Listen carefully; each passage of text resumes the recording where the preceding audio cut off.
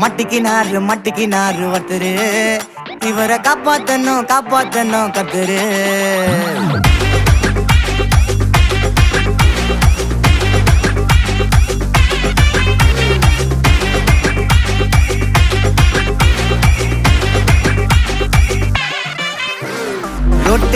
ரொட்டு கடை குருமா திரும்பி உனக்கு வந்து அச்சுது பாரு கருமா வாஷிங் பவுடர் நிறுமா கொஞ்சம் வாய சுவையும் பொத்துக்கிட்டு இருமா ஓ நிலைமையத்தான் நினைச்சு சிரிமா தக்காளி பிசிக்கி தொட்டு மொக்க வாங்கிட்டடா செவுத்த போய் நக்கு ஐபிஎல் கப்பு நான் வாங்கி தரேன் லாலிபப்பு சப்பு